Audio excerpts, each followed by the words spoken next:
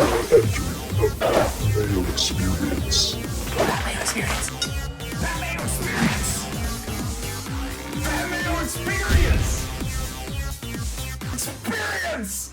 Welcome to the Pat Mayo Experience, Week 10 Spread Picks Preview. Got some free money on the board, which instantly means you'll never win that bet, as we'll get to when we get to the record section. Geoff Fienberg is in studio. What's going on? How you doing? I'm doing all right. I got some giveaways for the peoples if they want to tune in. On Monday morning, me and Meanie will be talking through the waiver wire and giving away 20 DK dollars. So this week, what you need to do is like the episode. Smash that like button. Do it as many times as possible. I think one is the maximum. But hey, you can always try to find different ways. Maybe you have different accounts. Like it twice. Enter twice. So do that. Leave your DK handle in the comment section. And then tell me the running back which you think will have the most rushing yards. And give me a total with it too in Week 10. That's how you get in the giveaway. Also, I'll be live Sunday morning in studio right here on the Draftkings YouTube channel, taking your questions, updating you on all the latest injuries, the moving spreads. I'll be here in studio. Gary and Thorne will be in studio. Also in studio on Sunday, Tim Cust. Tim Cust. It's not my name. Will you be live in studio? Yes, I will be. Yeah, see, you're live on the line right now, but you're just merely a graphic, a figment of people's imagination. There are certain people that think, where they've never seen Tim before, that I just do the voice. That actually was said once in my presence that somebody said, I can't believe you exist. Like they thought I was like the Great Gazoo or something. I only existed in Pat's imagination. Well, I'm sure you'll be here in your finest cardigan. And make sure to hide the fourth member of our team. I don't want Tim, hurting him or doing any damage. Tim will try to spend him on scratch tickets. The coin is actually the third member of the team. Until Tim passes him in spread picks correct, the coin is the third member of the team right now. He's actually ahead of me. If I wasn't the host, the coin would surpass me in terms of its picking ability. But the coin, as we flip for the spreads of the games, is doing quite well this year. Currently 13 games over 500, the coin. I'm in a battle.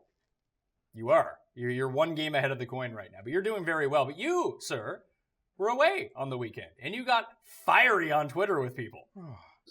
You didn't think this was going to come up? God forbid I say something nice about Phillip Rivers on a special anniversary. God forbid. Y'all so get worked up. It's like I said he was better than Brady or something. Did you say that? No! Because Tim has said that Sam Darnold is better than Brady. I said he's underappreciated. The most underappreciated. Can you name me a player more underappreciated? Did I say he's better than Brady? No. Did I say he's better than Breeze? No. Did I say he's better than Rodgers? No. I said he's underappreciated. And what did people say about that? He's a loser.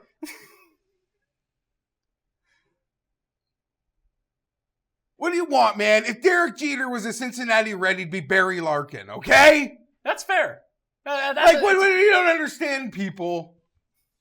It seemed to get you very hot and bothered, is all I'll say. Because they can't even have the day. Can't have it. Not with Rodgers and Brady playing each other at night. God. I think that's what contributed to this, that you were saying that, and then people were I just said underappreciated. You guys have watched all the games since he's been playing. Who's more let's say he's better than in your lifetime.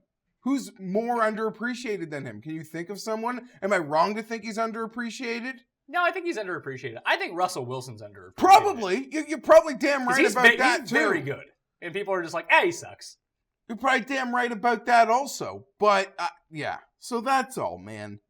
It's like people see underappreciated and they see best. I didn't say best. You just wanted a little respect. A little respect for the ring. Goes out there, man. I was in the upper bowl. He's playing on a torn ACL at Foxborough. You got to sit next to Dan Schulman at a wedding. That's pretty awesome. Yeah, Dan respects me. He couldn't watch his favorite team, the Packers, play. Was he pissed? Oh, Was he as triggered by it as you were? No, I was fine. I'm great. I was great. It was a great day. I didn't really get to see it. What's funny is I kind of watched it after because people told me there were a lot of things I just had to see. Even though the radio call was relaxing in many ways. And I saw some of the end where I got near like a red zone channel, but You didn't watch the end of that game, did you? Because I figured you'd have already. no, I saw the end via like on the Red Zone channel. Okay. But I had to watch it because people were like, because Phillips like always fired up. Like he was extra fired up. Like even Guy said that in the locker room after the game. He acknowledged it, in his post. So there are things I want to see in the crowd. Apparently the crowd was like there were so many Charger fans there, which like kind of caught me off guard. But I don't know. Yeah, I don't care about the game. People, I shouldn't even say that because the majority of people did well receive my sentiment, I would say. Okay. But there were enough people that... The Tims of the world out there? Like, how dare you say he's more underappreciated than Sanchez? I don't even like that we've spent this much like time on it. I don't know. We'll have plenty of time to talk about the Chargers later on. Let's recap last week. Me, you, and the coin. I wasn't calling him Jeter. I can't have that happen. I don't feel like that's what you said. You But know? maybe More like A-Rod than Jeter. No, it was. I just, because just we're not all in organizations that, we just couldn't all do it. And you never know what the future will bring. Like Mike Trout. Sure, I don't know, Ken Griffey Jr. I don't know. It's just different. I mean, now we're getting a bit much. I don't think Rivers is on, like, the Griffey Jr. No, I in just terms mean, of like, excellence. are those players... Okay, fine. You're right. I just mean, like, in football, I think with the younger and the modern way of thinking, that sort of happened in baseball. I think this whole, like, he doesn't have a Super Bowl will be, like, maybe he'll get one this year. held against him.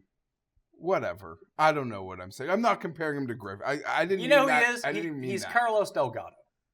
Sure. Very underappreciated baseball player. Probably He was should. very good. Or Dirk Nowitzki, but without the title. But Dirk has the No, title. I don't. Fuck. Because now I don't even want this to turn into a whole new other thing. Well, I'm sorry. just saying, anytime I say something nice, people want to bite my head off. Maybe it's welcome to 'cause- my world. Yeah, well, welcome to Tim's world Maybe on it's this one. yeah, but maybe it's because my Avi or something. Maybe. Like I don't know, or like my byline. But whatever. Remember that time Phillip Rivers called you? That was fantastic. That was pretty awesome. Remember that time the Phillip Rivers doll made out with Antonio Gates' doll? You didn't want to get on the three-way makeout. You could have. They were right in your face. Anyway, last week, me, you, and the coin all went 8-5. Tim went 5-8. That brings 6 and 7. No, you went 5-8. I counted 5 and 8. I counted 5-8 as well. We'll recount. But Tim I is counted- fake news. Florida? Fake news, Tim. Tim's Florida wants a recount. Yeah, he wants a recount. Now, you go look at it and you tell me what's wrong from that, but you're at 5-8 here. So 56, 70, and 8 for me. I'm bad. Everyone else is above 500. Geoff is winning 71 and 55. The coin is 70 and 57. Tim is 65 and 61. A mere 9 games ahead of me now. I had a bad week last week. Closed the gap a little bit this week. We're rolling here just a little bit. Superlocks last week. I lost. Both you guys won.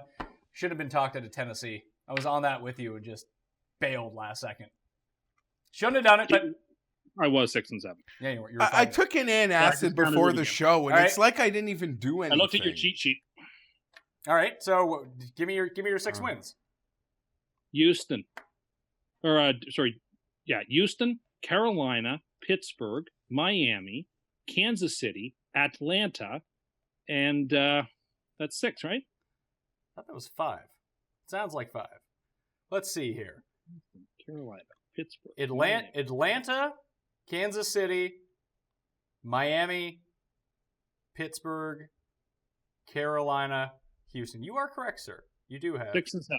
Yeah, I guess I must have marked you down for That's fair. We all make mistakes. 6 and 7. So that's I don't 60. know why I counted them at 5 also. and I 60, did it 666. Sorry, and 60. Oh, so I only picked up 2 games. That's a bummer. Maybe I have 10 to, games ahead of you. I have to recount myself. 1, 2. Ugh, I had a real bad afternoon. 3, 4, 5, 6, 7, 8. Yeah. I got the last 6 games right, so that was good. That usually works the opposite way for me. Should have got the last game right. That still annoys the heck out of me. Tennessee was such the wrong side. What are you Oh, talking God. about? If Dallas just punches it in to go up 14-0 after the turnover, that game's over. Like it is. Everyone knows it. And if you're... oh. Yeah, everyone knows it. Everyone knows it, No, Geoff. I mean, it's not up for debate, but the fact that they didn't punch it in and threw the whole game away. that game was going to be like 38-10 for Dallas had they just scored a touchdown there. That was my It ruined super the lock. I momentum. feel like I nailed that sucker. So I don't know what he's talking Yeah, about. I don't know what he's talking about either. All right, first game, Thursday nighter. We got Carolina and Pittsburgh. Pittsburgh's a 4-point favorite at home. 52 is the over-under. I'll make this quick. I'll make this simple. I think Carolina wins. I'm with you. I think they're the. I like Pittsburgh. Are you buying Pittsburgh's D? It's been better. Are you asking me? Yeah. I think Pittsburgh's D has been better, but more importantly, the offense is in high gear. And the Panthers, while 6-2, I mean, we look at their games, they should have lost to the Eagles. They pulled out a miracle win against the Giants. They tried to give the game away against Tampa Bay. They haven't really been tested enough for me yet. And their big tests are in weeks 15 and 17. I mean, and their schedule gets tough towards the end of the year. So I think the Panthers are a good team. They're a NFC wildcard team. They're not on the same level as the Saints. I don't think they're on the same level as the Steelers, for that matter. I just think they're a good team that has gotten kind of lucky. Whereas I think Pittsburgh is completely into top gear, a top 3 team in the AFC, and could be, they're a Super Bowl contender. And so I like the Steelers here at home. On Thursday night, take the better home team. So I'm taking the Steelers. I think Carolina time and time again answers the bell. I think they, in my opinion, keep getting put into bad spot games and continue to answer the bell and probably continue to feel disrespected. I think these are two very equal teams. One of them's got the better defense, and that's Carolina. Yeah, I'm not really sold on Carolina's defense all that much. They bleed points as well. I think both these defenses are slightly overrated. I think both these offenses are really good. And the different looks that Carolina's offense can give you, like with Samuel and with DJ Moore just running like weird reverses all the time, like they're very, very fast. And the Steelers are really old. So if the defensive line can't get to Cam, then it's going to be highly problematic for them. Now, both offenses can compete. Like 52 over seems likely in this game, but just the 4, like +4, it's going to be a field goal game. Or Carolina, both these teams could win in a rout, but it seems to me like it's going to be a closer game. We haven't had anything on Thursday in a while, so it just feels like maybe we're due for that field goal game anyway. Well, it's been blowout after blowout after blowout. Last Thursday was the most Anderkirk game in history. Oh, man. I'll say this. Between the Anderkirk and the public swing, that was... As a profitable If they replayed that game again, I would say all the same things again. Like, I think that was just a weird, flukish thing that happened. He was on the right side with the Raiders. No, it wasn't. Did you watch the game? The Raiders should have won, Geoff. No, but if they had just not given up all those touchdowns, they clearly would have won. If the Raiders just doesn't intercept, it just doesn't let the ball go through his hands in the end zone, I think, that again changes everything in that game. Here's this. I mean, we've literally 2 games that have been brought up by last week that he was so wrong on in his mind. Claiming victory. Somewhere in his mind, there's a victory. Well, when you're constantly... There's no moral victory like for picking Dallas, and there's no moral victory for picking that horrible Raider team. There's none for picking Oakland, none at all. I forgot to bring up that Cust free money picks are 1-8 now. His heater is over after 1 week. Annoying. I had them all right except for the last game, and the Saints screwed me over by. But I mean, I got screwed over by the league when Hecker clearly had the first down and would have put up points there, and doesn't end up a 10-point game. It probably ends up a 3-point game, and I get the cap that one right. Too. Yeah. Do you want us to give you a win for that one then? Well, sorry. What's Tim's real record this week? Should we just say he went like 9-4? Once we give him the games he should have won. Yeah, are we going to start including that for you? Your sympathy wins? It's just annoying that at the very end, Peters gets beat on that coverage and the free money teaser doesn't hit, because otherwise I'd capped it pretty good. Yeah, you capped it just like every week. You lose by a game, Tim. That's what happens when you make 5-team teasers. Well, now that we're behind we're behind the 8 ball. We have to go scorched earth a little bit and get the people back to close to 500. So it's almost Christmas shopping time, man. Everyone's going to be homeless. 5-team teasers are over. Now it's 6 or bust till we get back some money. Oh, my God. We got to change. 5-team teasers wasn't working well enough. Let me expand this to 6. You going to start playing 10-point teasers, too? No, not yet. We'll get there. All right. So I'm taking Carolina. Jeff's taking Carolina. The coin is taking Carolina. And Tim, you are taking Pittsburgh. Next game. Arizona at Kansas City. Do you know what the money line is on Kansas City, Geoff, without looking at the screen? I'm trying to think because like college games, you see these numbers and 3,500 minus 1,700. Oh, so 10-1 for the Cardinals to win this game. It's minus 16.5. I guess based on my guess, there's value on Yeah. that money line. The over-under is 49.5. How high... Because I've been routinely picking unsuccessfully. I think like all the games that I'm currently down to Tim is me picking against Kansas City all year. Because I'm an idiot. But Yeah, like, well, I keep picking the Giants every week, so I mean, I think those are softs. it evens itself out. But like, what should Tim? If you had to set this line and you wanted to take action, you want to convince anyone to bet Arizona, what would you set this line at? 17.5, 18. Like 17 is just the right number where I have to think actually. Really, you would take Arizona plus 17? 17.5, I probably would. At 17, it's a stay away, but I have to make a pick on the show, so I would pick the minus 17. I actually think it's a good number. So it's 16.5 now. That means you're taking Kansas City? Yeah. If it's 16.5 there, yes, absolutely, I'm taking Kansas City. I think there is a little touch of value there. I get that the Chiefs have, in games where they've been double-digit favorites, have pushed or not covered. And I get the Cardinals were coming off some rest, so it does make some sense.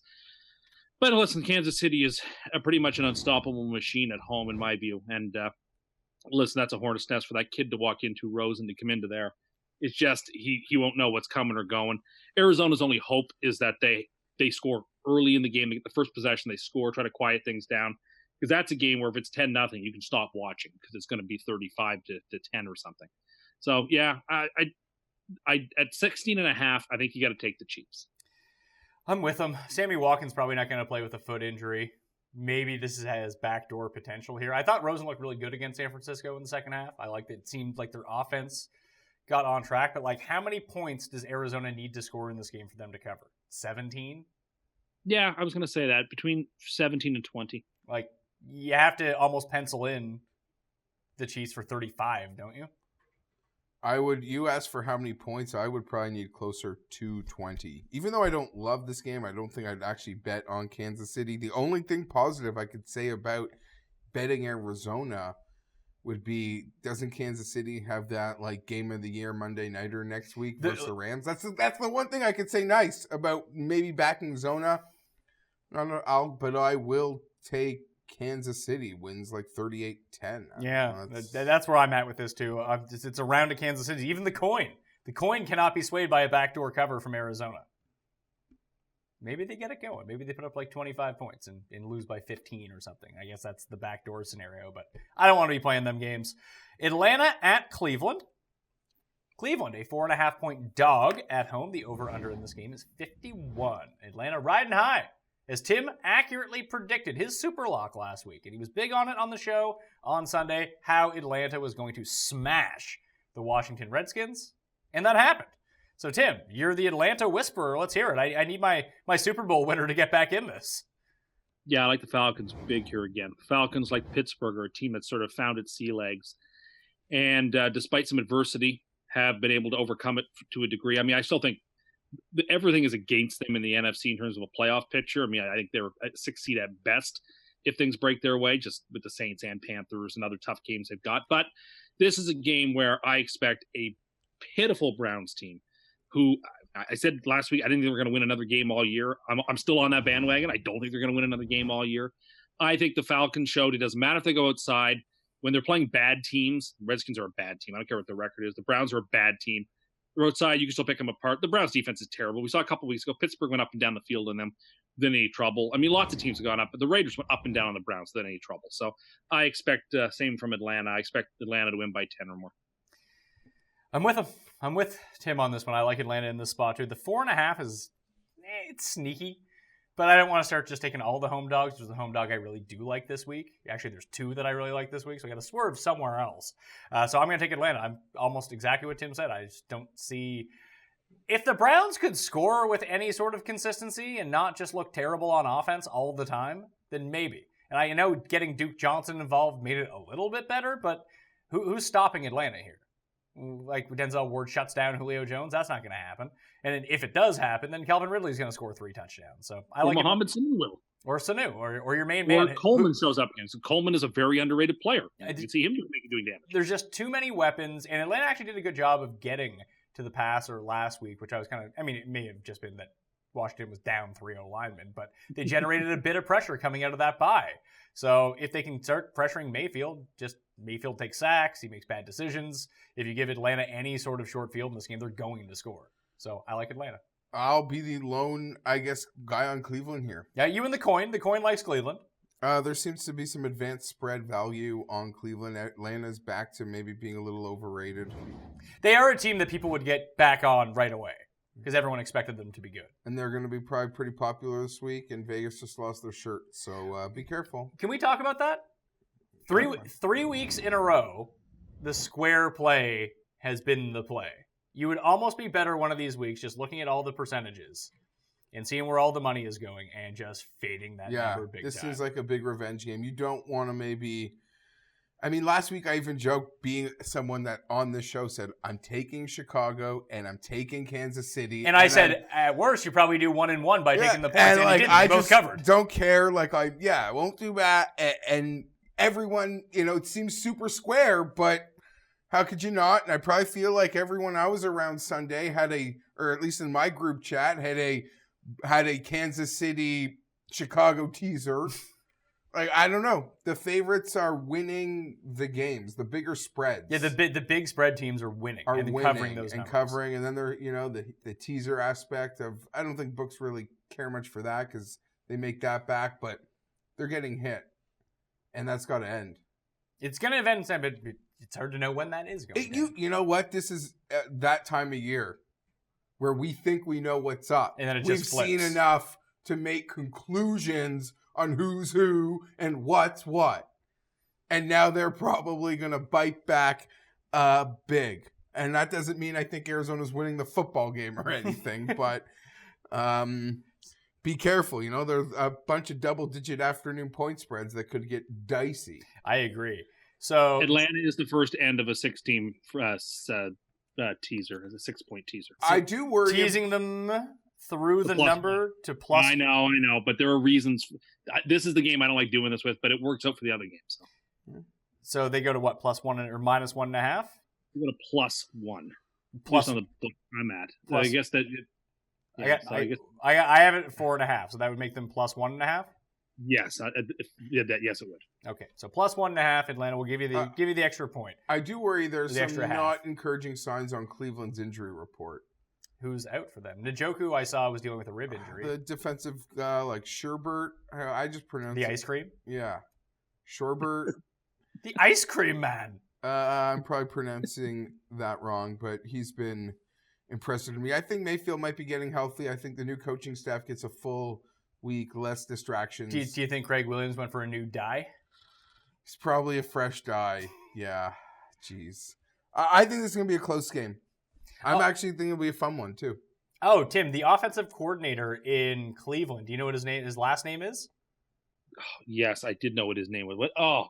It's Frenchies? I believe it's Frankie Kitchens. Oh, yeah, Frankie Kitchens. That's exactly what it is. Are you putting any faith in anyone named Frankie Kitchens? Kitchens sounds like a really sad clown. Hi, I'm Kitchens, kids. And you got to get out of there because he has the big droopy face. That's not good for him. Kitchens, give me a break. Next game, the Super Bowl of Tim's life. Tim, I will get to watch this game with you, which is just going to be fantastic.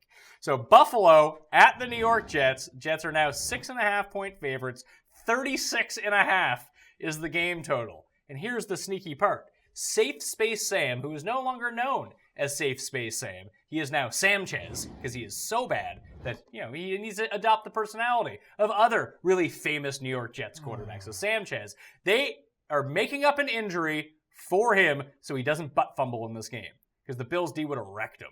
The Jets, I like the Jets to cover the 6.5 now that McCown's playing. I think they're substantially better with Josh McCown. I think we have no hope without Sam in the game. None at all.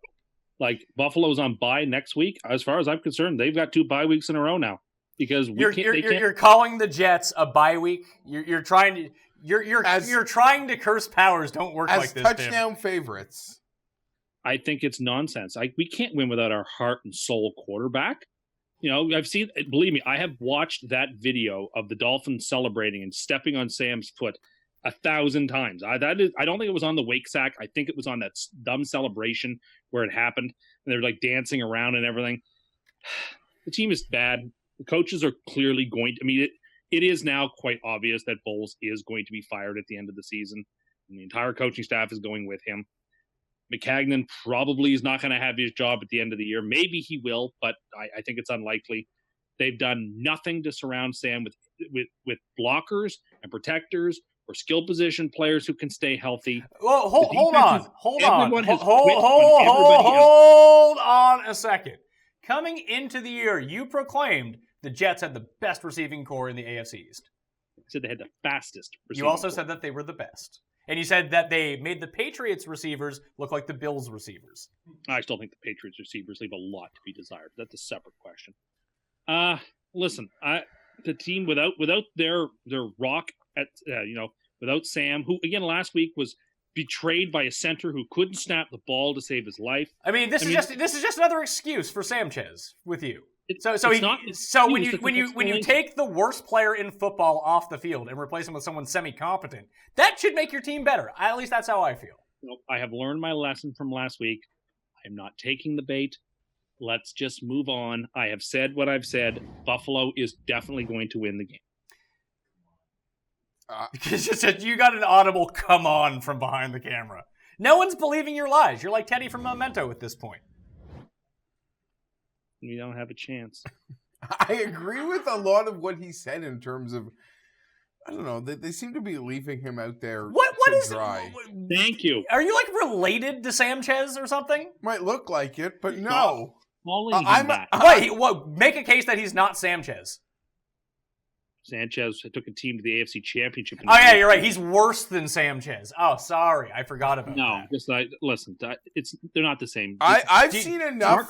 Mark couldn't make the moves in the pocket that Sanchez. I've seen enough from Darnold to know in a couple years he'll be 800 pounds. His floor will be fine. Oh yeah, he's gonna be out of football. He's gonna be the Toronto Argonauts starting quarterback. Wrong. No, he's wrong. so bad. They're going to get a head coach in there. I'm sorry. I have stood offensive-minded. firm that he sucks all year. And what has he done all year to prove to you he doesn't suck? Nothing. He's now making excuses. Oh, my toes hurt. So the Jets I can't walk. Are the Jets going to overpay for Terrell Williams I can't next year? walk real good. Oh, for sure. Like they're going to give Tyrell the Gazelle, get him in there, get Le'Veon Bell in there, and they'll still be terrible.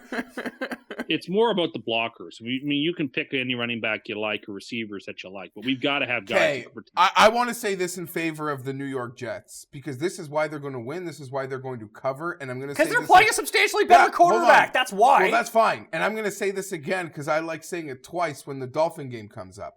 They gained over 100 more yards than the Dolphins. The Dolphins averaged 3.1 yards per play. The Dolphins are shit. The Jets quarterback threw 4 interceptions. Sanchez. A couple of them, call him Sanchez. A couple of them were backbreakers.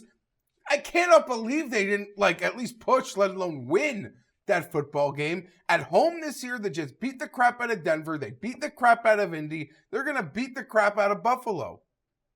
They will. And the quarterback play is going to be fine. The line's not going to move. The public has equal, I was initially on the Bills in this game. If it was going to be Sanchez starting for the Jets, I would have taken the Bills, 100%. But with McCown and the fact that the line hasn't moved, it's actually shrunk a half point. They're putting in a better quarterback, and the line's getting worse for them. That doesn't make any sense. And McCown knows the offense. McCown's good. McCown is a good quarterback. He's a league average, competent quarterback. And Sam Darnold, one of the worst in history. So I like the Jets to cover, and I think Tim, I don't know what sort of rope-a-dope. He's trying to play the curse. He's trying to say the curse doesn't exist. Now he's trying to use the curse against it.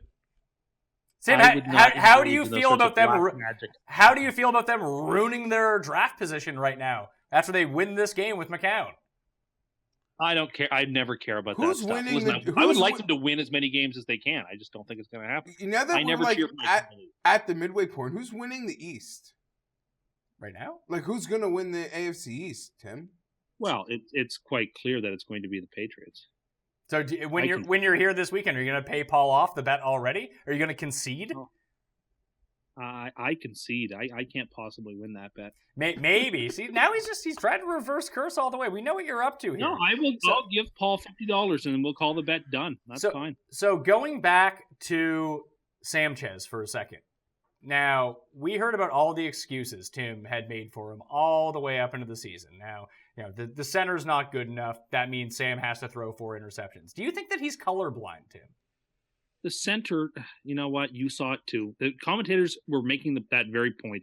The center was throwing him off his spot, throwing him off his rhythm, destroying plays by just the timing was off. Like it's not good if you're supposed to be this franchise quarterback and that happens and you're like so triggered you have to throw a pick. It was the God only forbid it. game 21-year-old. on TV where I was, man.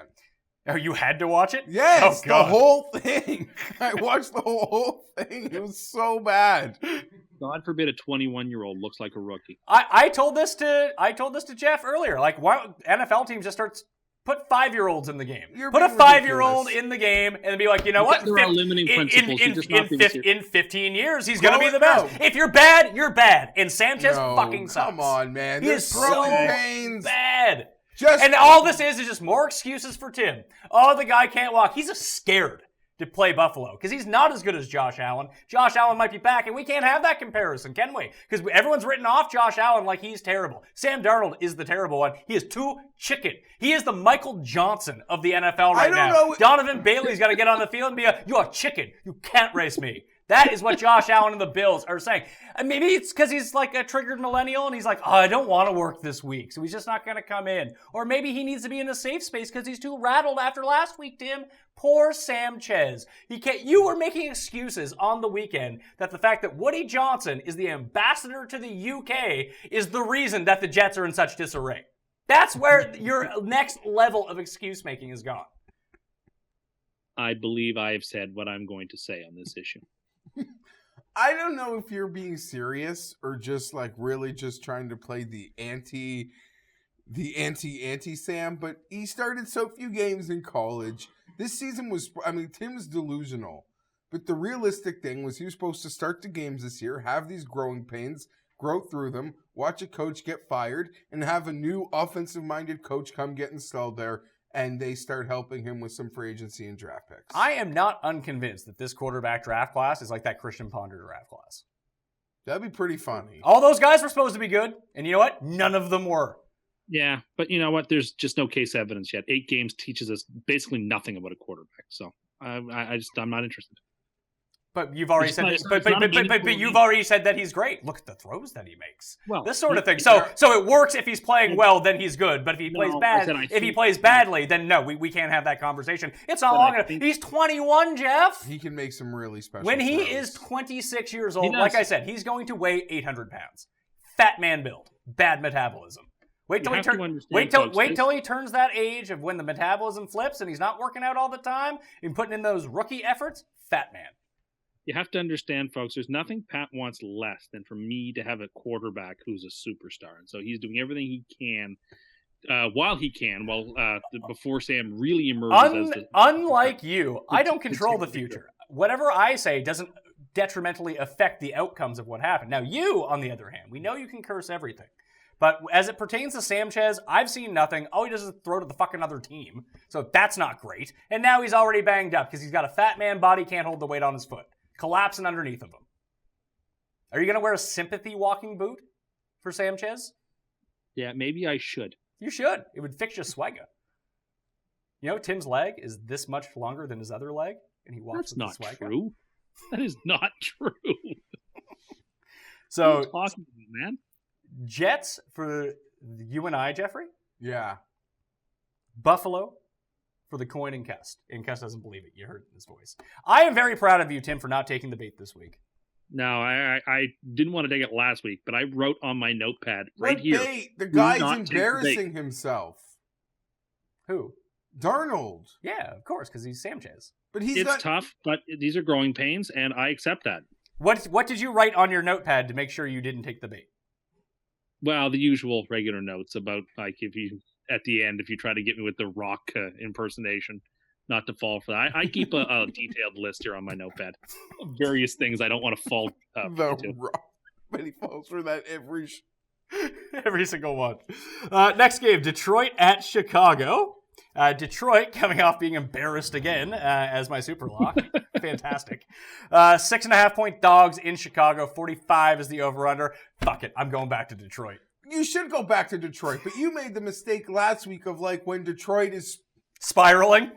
Stay away from them. no, like Detroit. They were gonna cover that game until Matt Stafford decided to run an option play. Detroit doesn't string things together, but now this is the time to get back on them. This is going to be, and we can break this game down for as long as you want, but I'll keep it extra simple. I have no doubt in my mind one of these quarterbacks has the ball with 2 minutes left trying to get into field goal range I'm to with win you. it. So therefore, 6.5 is pretty enticing. Division game, I think it's going to be played to the end of the fourth quarter, 6.5. I'm in too. I almost exactly the same line. And just there's no way Detroit can look as bad as they did last week. Is there? Matt Stafford got sacked 10 times. That's ludicrous. So Tim, who are you taking? The coin like Chicago? Yeah, as do I. In part because I think, as you said, Detroit is spiraling. I think this is a sinking ship, and I don't want anywhere near it. We're going to make the Bears the second end of a 16. Hold on, why are they spiraling? Because they had 2 bad weeks. They've had 2 bad weeks. They traded away their best receiver. The division is quickly slipping away from them. I don't see a path forward for this team. I think, 6-7 wins seems to be like their high point. I don't know. Everything looks bad right now for the Lions, and I don't see it getting better. Now they're outdoors. It's November. It's getting chilly. They're a dome team going outside into Chicago. The Bears have everything to play for. The Lions are increasingly having little to play for. I don't know. It's under a touchdown. I think there's a slight bit of value here to play the Bears. So you're teasing the Bears down to a half point? Yes. I would be teasing this game the other way. Well, then do it. You did hit your first Fienberg teaser. Yeah, undefeated in teasers this year. I saw you had that on the sheet. I don't know if that's going to tempt me to play them, though. You don't need to. Like on last week's cheat sheet, it just said, did not play one this week. And you don't have to play one every week. Unlike Tim, who just wants to flush his money away I've decided to dig up. Yeah. 6-team teaser. Jacksonville at Indy. I got a real strong take on this one. Then you go. It's -3 for the Colts at home. They're favored 46.5. I don't have a super strong take, so Tim, hit me with it. My early lean is Jacksonville. Am I big on Jacksonville here? I think people have given up the Jaguars for dead. I think that the Colts are becoming a trendy-ish sort of team amongst middling teams. I think people are completely and totally done with Jacksonville. Jags coming off a bye. Jags still have really good players on the defensive side of the ball. I think that the defense shows up and they wreck the Colts. I think Indianapolis is going to struggle in this game to move the ball. I think Jacksonville shows flashes of last year's Jaguars team, to be quite honest. We're going to tease the Jaguars up 6 points. The Jaguars are on the very short list of SUPERLOCKS this week. I think Bortles actually plays very well against a pretty bad Colts defense. I don't know. Everything to me is pointing towards the Jags. And I think Vegas thinks so too, because I thought this line should be about 3.5 or 4 for the Colts. The fact they've got it right at 3 makes me think it opened at 3.5. Yeah, I think this is a good line for. I think there's still obviously I prefer the Jags at 3.5, but the Jags are the way to play this game. The Jags are going to win this game outright. I kind of like the Jacksonville Jaguars too. It all just depends on. I think they can get back with Fournette back healthy. Not that I think that Fournette is exceptionally better than TJ Yeldon or Carlos Hyde. It's just when he's in the game, they just completely change what they do on offense, and they become more predictable, but they also milk the clock a ton. They play slower games. They give their defense a chance to rest, which is something that we haven't seen at all this year. Hopefully, you get those big boys up front, give them some rest, they can get to the quarterback again. Now, Luck's good at getting the ball out quickly. The Colts have a really good pass rush, and the Jags' offensive line sucks. So I'm not like super strong on it either way, but I'm kind of with him. People have left Jacksonville for dead. They're not a bad team. I hate this game. I don't really have a good vibe. But Fournette being back makes me lean Jacksonville taking the points. Clean sweep of Jacksonville. No, Coin included. They're in big trouble. New England at Tennessee. This is a game that is on my short list for SUPERLOCKS, to tell you the truth. The Titans are 6.5-point dogs at home. I would guess that it gets to 7 at some point, because who's betting Tennessee? 46.5 is the over-under. I like Tennessee in this game. I like Tennessee outright in this game, plus 235 as an upset. You get the full 7 at Bodog. Oh, can you? Yeah. Then that's where I would take it as I continue to go look for it. But the one thing I'll say, like, we talk about Tennessee like this almost every single week, is that they're not really bad in any one facet of the game, and they want to slog games down. But they have enough team speed that could really give New England problems, I think. Like quarterbacks like Mariota, like we saw like when Cam went into New England, just they had no answer for Cam once he started running around. Now, Tennessee needs to commit to playing that game. Putting Mariota back in shotgun, letting him improvise on the fly, a little bit like we saw from the Titans in the playoffs last year against the Chiefs. That's the path for Tennessee to really muck it up with New England. And just as long as Malcolm Butler doesn't get exploited on every single play, I think they keep it close. I like them to cover the 6.5. Geoff, why don't you go ahead? I'll say this about this game. Brady seemed like he's on a heater right now, so I'm tempted to not want to pick on him. Tennessee, like in any game, they have a good chance of covering because somewhere along the way there's a 9-minute, 15-play touchdown drive. And they take the air out of the ball. They slow the game down. They first down, second down, third down. Like, Vrabel will go for any fourth and questionable. A lot of revenge situations in this game, too. You got Vrabel, you got Malcolm Butler, you got Dion Lewis, like guys that were on that Patriots team last year. I want the touchdown, but we're not getting it here. But I'm advising I'll take the Titans. But they could also lose by freaking a big bunch. Sure. The Titans are inconsistent, if nothing. But I know Morency joked with Keith Bullock a bunch about that dreaded 50-point game from years ago. That was me. That was me who was joking with Keith Bullock about it. 56-0. Yeah, that game. I think the defensive line for Tennessee is going to give some problems up front. Sony Michel does look like he's going to be back for this game, so that does help the New England offense. It just doesn't. I think so, but I don't know. Would you rather have them run Cordero Patterson 25 times? I'm not sure there's a marked difference. Okay. I'm serious. Here's the problem: the Titans don't make big plays. But you can't. But New England's defense is bad, so they can make big plays. But sometimes they don't even try to. There were a couple passes in that game on Monday that were to me the longest I've seen them. Not one time versus the Chargers did they try to take the top off the football, and I mean by top off the football, I mean anything plus 15 yards, airborne. But again, that kind of goes against the whole 9-minute, 15-play, first down, second down, third down mentality here. This is also the game before the bye for New England, for what that's worth. I mean, this is a rematch from last year's playoffs, too. And the one, New England waxed them, but the one thing that they weren't really able to do was shut down Corey Davis. They had no answer for Corey Davis in that game. And I know that he's wildly inconsistent, but I think that he is someone that can be a game breaker on the Tennessee side of the ball here. I just like them to cover the 6.5, and I think they can win this game outright. It seems like a bit of a look-ahead spot. New England's riding high. They beat the Chiefs. They beat the Packers. They've won the big games that they needed to win. And it just seems like a bit of a letdown. Tim, who do you like in this game? It doesn't matter who you like in this game. Oh, God. You should have referenced the notepad. I wasn't even thinking about it. Yeah, I shouldn't have said anything. That's my own fault. I don't have much to say here other than Patriots are on the teaser and the Patriots win the game. I spent all Monday night just yelling at the TV because I was like, the Titans are so bad and they should be getting crushed. And how are they winning this game? They have no right to be in. It was just very annoying. And the Patriots are my oldest hate, but the Titans are the flavor of the month team that I despise. And they're just driving me insane. Is it when the I watch white pants? Well, the white pants aren't great, but the whole uniforms are terrible. Mariota inspires no confidence. Best game I've seen him play. Yeah, Mariota-san? Maybe he'll throw a touchdown to himself in this game. He's not playing well. Tennessee doesn't have the capacity to score with the Patriots. The Patriots aren't going to score fewer than 30 points, and I don't think the Titans can get to 23. So, be that right now, and so be that as it may, I'm going to take teasing the Patriots down, and we're taking the Patriots to win. Coin likes Tennessee in this game, too. New Orleans at Cincinnati. I feel like this game is an absolute stay away. It's plus 5.5 for Cincinnati. It's 54. I'm taking Cincinnati just because it's outdoors, and it just seems like a giant letdown for the Saints. Okay.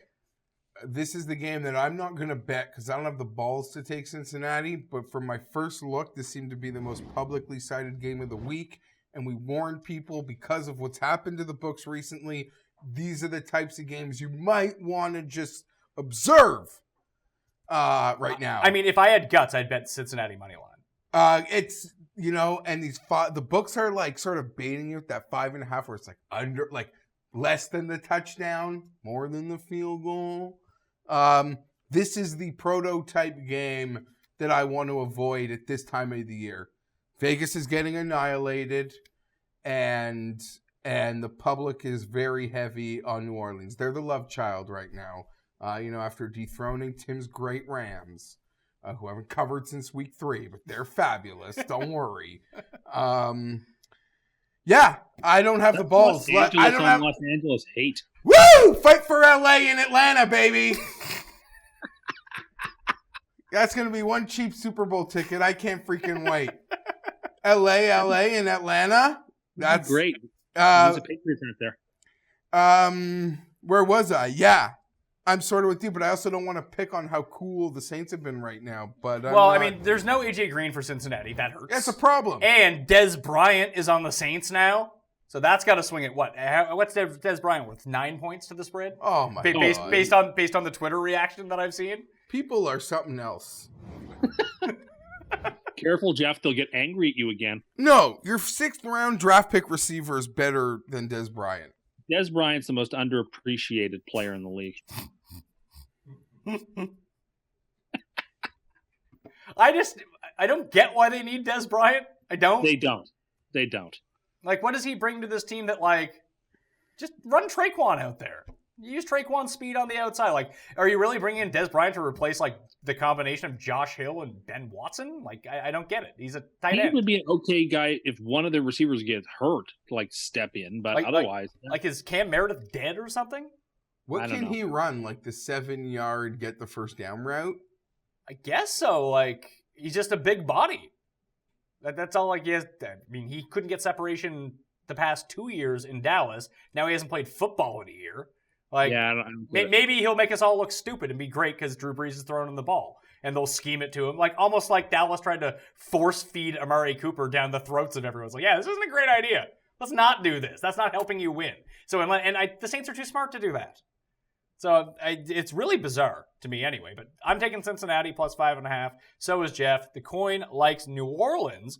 Tim, you're a Cincinnati. I'm not taking Cincinnati. I'm taking the house. You're taking the game. Tim, you're a big Cincinnati man. Yeah, I mean, I'm going to take them. But I have been burned by the Bengals many, many times this season in spots where I thought it was the right place to take them, whether it was against the Steelers or against the Chiefs. They have burned me many times, but I'm going right back to the well. It does seem like a classic spot where the books gets. The Bengals are a type of team that could beat the Saints because they are really skilled and they have playmakers at a lot of positions. And Breeze does traditionally, when he has to go outside on the road, struggle. So, and they just won their biggest game of the season. I would like to clear that up. Breeze doesn't normally go outside and struggle on the road. He just doesn't play. Breeze struggles for Breeze. He struggles versus the numbers that he puts up at home. I think this line versus the rest of the league, his numbers outside are actually quite good. Yeah, I mean, I almost feel like I want to take my victory lap on Breeze here with you, but I'm not going to. I'll postpone that for a couple more weeks. Because you picked him to win MVP, and he's clearly not the MVP, because Patrick Mahomes is clearly the MVP.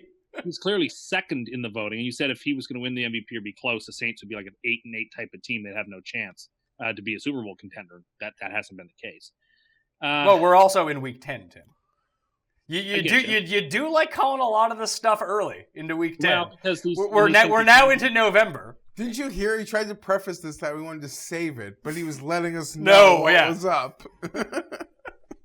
He's searching for credit, and his pick's not even going to be cranked. But he's going to search for credit wherever he can get it. He's like a blind man walking around. Credit? Credit? We could be overthinking this too. Oh, absolutely. And just I'm not overthinking it. I actually think that these teams are closer than most people think they are. I think the Saints are better. Said it a few weeks ago. Since Eifert went down, they've just been different. Now AJ Green's down, so I am kind of concerned. But it just reeks of the perfect get back game. Everyone take their New Orleans money from last week and bet it on this game, please. Andy Dalton likes to ruin people's days, and so this is an opportunity for him to do it in the opposite way that he usually does. Yes, once in a while, like he does have Dalton the great games, but he does. I'll need it, but I don't know. He's missing. Also a very underappreciated player. Serious question: who has a better NFL career when all is said and done, Andy Dalton or Sanchez? It's Andy Dalton.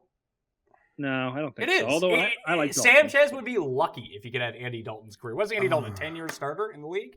No. Who's been on playoff teams? Won a playoff game? No, he was a rookie, I think, in 2010. No, I'm just saying I'll disagree. I'll still keep my chips on Darnold. I believe. Nuts. Thank you. People are nuts. Siding What with could Tim go is, what could go wrong siding with Tim? Siding with me. His Sure, draft okay. evaluation was not. That's because he was from USC. I've explained this before.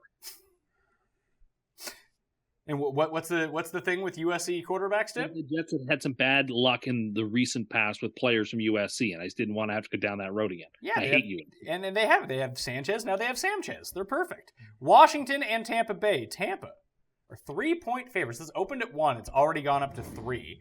51.5 is the over-under. Washington doesn't have an offensive line anymore. Yeah, I think the line movement is totally justified, so I see no value in Washington.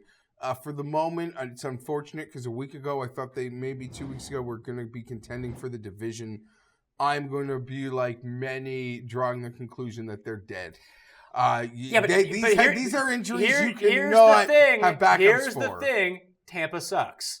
These are injuries. Just because they score a lot of points doesn't mean that they're not terrible. These are injuries there are no backups for. I think Washington is so decimated. It seems like 2 straight years now. It's the same conversation when this team is healthy. I get really excited about it. I feel like they're perpetually underrated when healthy. They haven't been able to get healthy. For all the jokes, I feel the last bit of the Chargers being the most injury-ravaged team in football, I feel like we've sort of pass that over to these guys. Both these teams. Let's not forget how banged up this defense is for the Bucs. So I am, at least for the near future of at least probably 2-3 games running, unless something otherwise, I'm going to just pick on Washington because I don't believe they can overcome what's in store. I'm going to pick them to win this game. They're just going to... Eventually, Fitzmagic has one of those Fitzmagic games. And it's not so hot anymore. And they don't score any points. And Tampa legit can't stop anybody. But Washington can't score. This is a perfect remedy for a team that can't score. Play a team that can't stop anyone. No. I mean, Washington not only doesn't have an offensive line, as I said last week, I'll say again, their secondary is terrible. They can be beaten by any... And Tampa's precisely the sort of team like Atlanta you don't want to see if you're the Redskins. You're going into Tampa, which makes it worse. I just don't see it. I mean, I think Adrian Peterson has a big day on the ground. I think that's Washington's path to victory in this game. If Adrian Peterson does have a big day, that probably means Washington wins. No, I don't think because so. if he doesn't have a big day, that means they're not using him, which means that they're losing the game most of the way. I think they lose the game 24-17. Okay. The coin and I are taking Washington here. Just go down with the Washington sluggo ship, and this is going to be one of these games where everyone bets Tampa. Everyone will bet Tampa. They should. Tampa's fun. They score a bunch of points. They're always on highlight reels, and everyone's just anti-Washington right now. It seems like a nice spot to fade the public here. Speaking of that, late set of games. I almost super locked this one in, but I can't do it. Ooh. Chargers at Oakland. Oakland getting 10 at home right now. 89% of the money on the Chargers. 91% of the bets on the Chargers. Give me the +10 at Oakland. Yeah, the advance was 7.5. This is classic. The Chargers play down to their competition. And you can get the hook on Bodog. I wouldn't bet the 10. I'd wait for this number to go up to 12.5 or wherever the hell it'll be on Sunday. Once you get over 10, if you get 10.5, there's no difference between 10.5. You see, with the way that the Chargers miss extra points, I will take any extra point that I can get. That's a fair point. We're bringing in a kicker who's never hasn't been cut. He was cut, you Dumbo. Was he? Okay. On Monday. I'm sorry. I don't mean to. I didn't mean that insult. That's okay. I can take it. I'm used to being yelled at on this show, not by you. No, I'm a big from one big guy to another. I didn't. I meant like dumb, not like Dumbo, like elephant. I never took it the other way. Yeah. Now, if you had called him Sanchez, that would be different. Who did they sign? They just brought the kid back in that they had for the 2 games. He didn't miss a single kick. Siwoo Kim? No, Badgley. But I got a plan. Okay. No, Geoff. Do you want to know my plan? Let's hear it. My plan is to monitor what's up in Atlanta. Because this kid that kicked in Oakland last year that replaced Janikowski I thought was fantastic. I don't know why they let him go. And he's come in and replaced Matt Bryant. And I just see him drilling 50-plus yarders. So they'll have a decision to make maybe by this weekend. I thought Matt Bryant wasn't. I thought he's a hamstring injury. They're not bringing kickers back with a hamstring injury, are they? Well, he's not out for the year. I thought he was out for the year. Maybe he's not. Maybe I'm wrong on that. I don't pay much attention Is to that it. a thing? You're having a very informed conversation. This is true. I mean, it's kickers. We don't know a ton about kickers. There's a goddamn guy in the CFL on Ottawa. He hasn't missed a kick in like 45. Yeah, but he's kicking a beach ball. Not the Next same year, size when ball. Yoon comes out, Jeff, you guys have to draft him in like the second or third round. The kid Shut doesn't up! miss. He doesn't miss. He's Get the out of best town. I've college seen kicker this I've ever guy. seen. Get out of. Oh, Yoon is such a great kicker. He will not fail. wrong. Okay, this is where. Let's get back on what's important. So that guy's gone. Sturgis is dead. So you just got to keep on moving on. I guess this is How about this? Go for 2 every time. every time. They should have gone for 2 when it was 25-10. It made very little sense not to make it a 3-score game. If when they kicked the Tim, extra if Tim is pointing that out, that's a huge fail for Anthony Like, the Lynn, difference- a.k.a. Octavia Spencer. It just seemed like a spot to go for. If you had a good special teams unit, I'm okay with you kicking the extra point because then two-point converted touchdowns is really tough. But when you have the Chargers special teams, I would definitely have gone for the 2-point conversion. God. Okay. You have to play the cards you dealt, right? Let's get back to this. So here's the I- problem. The word on Oakland, and what you see if you put tape on, not me is seeing this, but it's so vanilla. Like, it's just so elementary that Phillip Rivers at the line of scrimmage will time and time again put them in the right play. Just like Mullins did. I don't think it'll be as big of a... Just like Mullins did. Would you say that Mullins is the most underappreciated quarterback in the NFL at this current moment? I could argue, like, your sort of point. The advanced on this game was, like, going to be 7. And because the Raiders... you got, Everyone like, just a full watched the field goal. Raiders get absolutely annihilated by some guy named Mullins, but the Vegas is not taking Yeah, consideration it's sort of like- that they were exceptionally undercursed in that game. So that's not on them. They've had the I've been backing them every week, They- and I am off them so hard this week. Uh-oh. There you go. Tim's on the Chargers. Because Thursday, everyone just said, I'm never betting Taking on them this again. team I am not betting again. this Oakland team again this year. I'm done with them. They are dead to me. Till like next week. Oakland, plus 10. I'm telling you, you'll get plus 12 by Sunday. We are teasing the Chargers down. They are the last. that one is no sweat. So the Chargers get teased down to plus or minus 4? You know, Yeah. if the game was a quarter, they'd have a chance. But Yeah. it's 4. I mean, And this didn't we have team- the same discussion when stupid Beat Hard went in to play them and like San Francisco almost beat them? Like the Chargers are much like the Steelers, the Chargers are not afraid to get into like a mudslinging contest with some shit team. They're not. Beathard is the quarterback of a team that just beat these Raiders by 1,000,000 points. Yeah, but it wasn't Beat Hard who played them. It was Mullins, No. Hall of Fame Mullins. I don't know. Are you saying he's better than Tom Brady? I am. I mean, Geoff just pointed out how well he was able to adapt at the line. I don't know how good this Chargers team is yet. I'll admit that. Can I say they're better than Kansas City? No. Bosa Can out I another say they're month, better? too. What? Bosa's going to be out another month.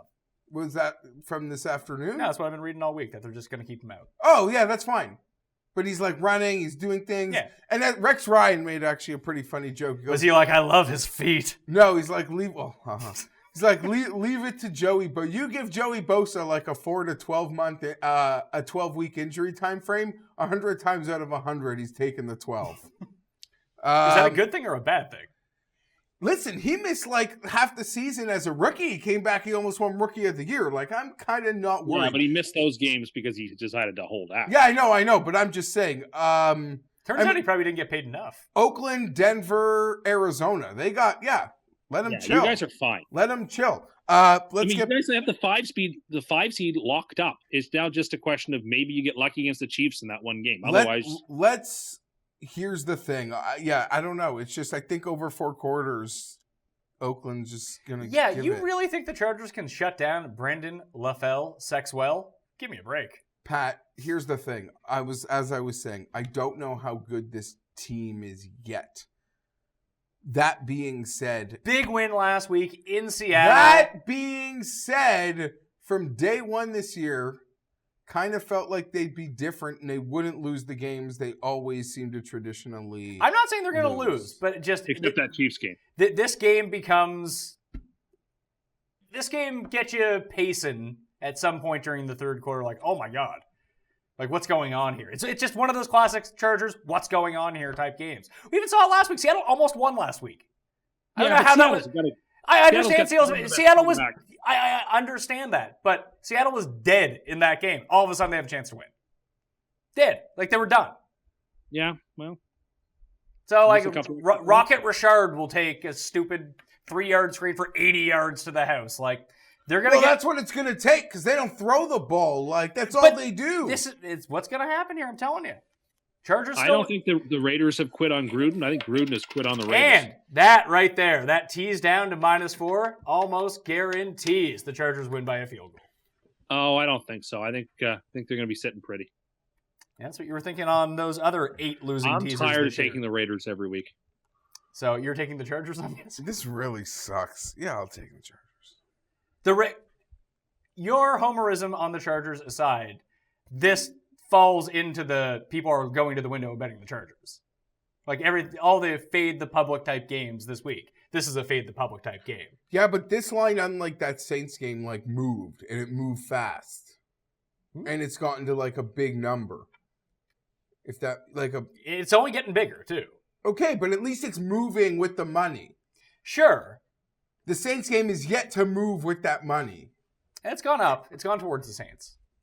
It opened at 4.5. It's now 5.5. But I do agree with you. It could be a bad spot. The Chargers haven't been home, Pat, since they played in San Diego. Oakland.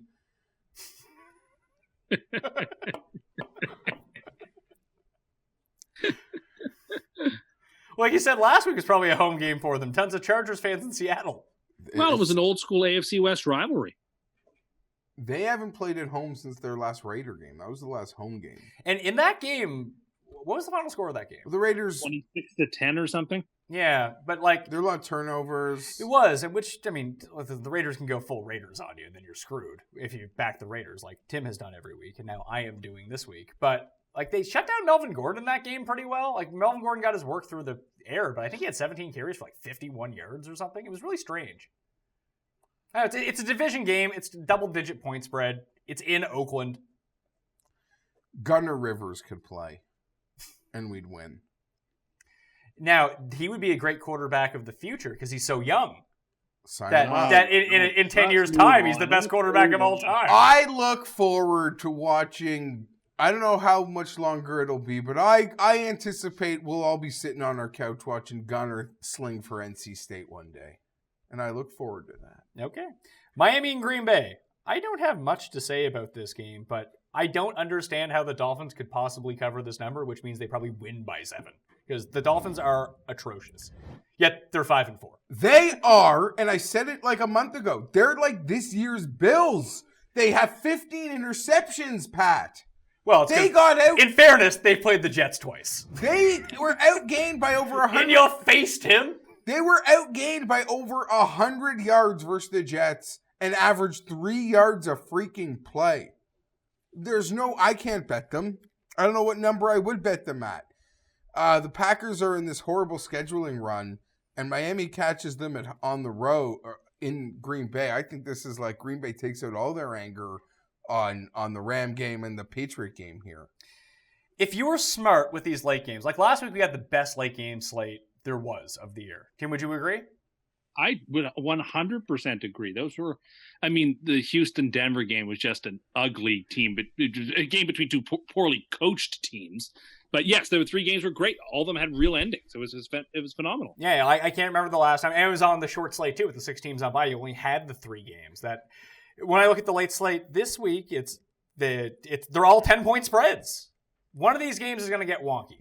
Yeah, I think Miami's just getting too many points here, to be honest with you. Really? Like what? I don't love it, but like, I just think what is Miami going to do to cover? Like, are they going to have a return touchdown? Like Green Bay's defensive line is going to be in the backfield the entire time, and it's Brocktober is over. Tim, team's got the film on Brock now. Like, I don't know how the Jets didn't beat them last week. I have to say I was really disappointed with the Packers' offense on Sunday night. I really thought they would be able to do more against the Patriots defense, and they did it in what was pretty good conditions, weather-wise, everything. They just didn't do much. And now I look at, they go home, their season is hanging in the balance too. The Dolphins are winning weird games. They just seem like they're going to win like a bunch of weird games this year. I don't think they're going to win this game, but the weather in Green Bay looks to be fine. It's not going to be snowy or anything. So I just look at it like I picked a score of like 28-21, something like that. Like, I just think that the Dolphins should not be at 5-4. They shouldn't be double-digit dogs in the NFL against a team with the record the Packers have. So I think they're under 500. So, or at 500. So I just think I think there is value on the fish here if you can hold your nose and bet them on the road getting 10. I weirdly kind of agree, but there's no way I can bet Miami. And do you know why I'm even like this strikes me as like 24-3 for Green Bay. And you know what else? It could be. It's nowhere near a parlay or a super lock. I have zero confidence when the Packers are up 14 that Brock's going to ruin my bet. That's fair. But He like throws these 3-yard check down. He'll, Like, he'll throw a 3-yard check down to Kenyon Drake. It'll hit him in the shoulder. It'll bounce over 2 Green Bay guys and go to some guy I've never heard of. Jakeem Grant will be standing there. He'll catch it and take it 90 yards because that's what happens with the Dolphins. People gave Phillips such a hard time in those years the Chargers struggled because they were down 17 points and he was just trying to chuck the ball like deep. Brock, they'd be down 17. He's still like nibbling in 2-minute drills. Is it the Titans that do that? They run the ball the most if they're losing in games, they tend to like still run the ball. Like, yeah. Sorry, Mariota-san, you can't. So no, I just don't. Talk anymore about the Titans. I don't see a way here. I think this one is all Packers, especially come with daylight savings time. It's dark. It's afternoon football. It'll be a little and thank colder. God, let me say. I love daylight savings time ending and real time beginning. Thank goodness. What? The best time of year. He likes when it gets dark out early. There's nothing more depressing than when we leave the studio and it's dark out. It's like I don't like. I feel it's like comforting and nice and warm and the holidays are coming and like at noon the sun is actually in the middle of the sky instead of like way offside when you have daylight savings time. And it's the best time of year. I really think so. I really like it when it gets dark early. Do you still get a picture with Santa? Tim likes to lurk, so the darkness works really well for him. Is he still because he's at the mall a lot? Do you think he still like loiters the? Listen, no shots Christmas at Tim, village? but I don't think Santa wants Tim coming up and sitting on his lap. I'm not going to lie to you. I don't think so. And it's too bright in malls in the winter for Tim because it's dark out. It's bright in the mall. He can't lurk like he does on a Sunday afternoon. No, at Christmas time, as I've said before, that's when all the weekend warriors show up. Can't stand the mall at Christmas. All the bandwagon mall fans. Yeah. I will say, I bet you traffic at the mall over Christmas has subsided noticeably over the past 3 years. Because there's I will not go to the mall to buy a gift this year. I will legit order everything on Amazon. And the best part is I can buy gifts for like my mom who lives 2,000 miles away. I can just order something on Amazon and get delivered to her door. Like I don't have to worry about like bringing it home with me, going to the mall, wrapping it up, putting it in a suitcase, checking a bag, which is like the biggest sucker move in the biz. Like carry-ons only. You're coming up here this weekend. You're definitely checking a bag, aren't you? No, absolutely not. I'm not. There you go. See, you're learning. Well, guess what? Learning. Guess what, pal? You don't get on an airplane with a little one and not have to check a bag. Okay, that's fair. There, buddy. Tim's not traveling with. I hope he's not traveling with kids. Well, I'm just saying, so your upcoming vacation. Yeah, well, you're checking bags. Yeah. Oh. Yeah. Yeah. In general, for travel, checking bags is for suckers. Okay, fine. I would tend to agree. Unless you're going on like a 2-week trip or something. Yeah, I agree. I went to Europe on my honeymoon and didn't bring a carry-on. That's fair, but if you were planning to bring home a bunch of souvenirs or something, I get it. My wife had to check a bag. Yeah, and that probably bothered you so much. It did. It cost us so much fucking time in like the Munich airport of her like waiting. No, everything's in German, although Germany's pretty legit for speaking English. But like we had to find like this different carousels. Like we could just get our bags and walk off the plane and go to the hotel. Like we're good to go here. And then in Morocco, the Moroccan airport is such a fucking scam. You were away a long time to not have. I was 17 days. Do you know what I did? Because we went to. Come on, man. We went to 7 days. Yeah, women can't go away for 17. I couldn't go away for 17 days and not check a bag. Here's the move. Yeah, but see, Pat just buys the clothes, wears them, and throws them out. Boom! That's what you do. I have the certain things that I want to wear, but I bring like 2 or 3 pairs of like underwear and socks with me, and wherever I go, I'll just buy new underwear, cheap underwear, and wear them there. That stuff just clogs up your suitcase. Also, when I mapped out, we traveled to 7 different cities over the 17 days. We went to with an overnight bag. it was a carry-on suitcase. I get it, but also, the place that we went to in Vienna, and I made, because that was right in the middle of our trip, I made sure that they had laundry on site, so I did laundry when I was there. but like just as an example, like my shoes, like my size 11 like shoes take up so much room in a suitcase. Mine actually do as well, like because I brought I actually brought 2 pairs. Yeah, of shoes. exactly. I bought Because some nice dinners and walking shoes. I bought my going around sneakers. Europe. I was going to the gym all the time too when we were away, so I brought my gym shoes. Maybe sandals if it's the No, summertime. absolutely not. No sandals ever. Well, you could put that stuff in the missus bag. No, she was jam packed because she had a carry on and a checked bag and like a purse with stuff in it. So I utilized my backpack pretty well. So I had stuff in my backpack, but it's all about packing. If you have good spatial awareness inside of your suitcase, you can really fit a lot in there. Like You got to learn the cylindrical roll. he's right. That is 100% the key. Guys like me and Tim, our clothes are too big. Maybe that's the case. I hadn't considered Our that. clothes are like I wear mini-me clothes, so that does help me. But like rolling up all of your t-shirts, like if you bring 6 t-shirts with you, let's say, I guess and you you roll them roll all them, up, they're right there. If you're gonna bring socks or t-shirts, you can fit those into your shoes so it takes up less space. The inside of your shoe is just empty space in a suitcase. You can jam shit in there. Just find out the maximum efficiency for your suitcase that it can still fit in and get into that overhead compartment, because you don't want to be that asshole. Like, I can't stand when the people go up and their suitcase doesn't fit, and now it's like a whole deal. And like, no. Oh, yeah. Now people bring on full-size suitcases and try to shove them. I'm against that. I have a legitimate carry-on suitcase that fits in every fucking overhead compartment. Me too. I've got a little valise with the wheels. Exactly. It's meant for overhead bins. Also, It's very frustrating. if we're on this right now, we call this Pat's Corner, just because air travel makes me very upset. Oh, and I'm such a good traveler. It's amazing. So efficient at airports, getting on and off planes, scheduling my ticket so I have a perfect route out. I always want to be near the front of the plane. Easy access on, easy access off. I'm not talking about buying first class. I'm no rich. I'm a medium. So I can afford like the extra $30 so I get like row 4. The one behind first class, so I can still be in and out. But I don't want to see people who are sitting in the fucking back, putting their overheads over like my seat and then walk into the back. No. And when we get up at the end, you don't need to stand up. If you're in the back row, you don't need to be standing up once the plane lands. Also, don't fucking clap when the plane lands. It's supposed to land.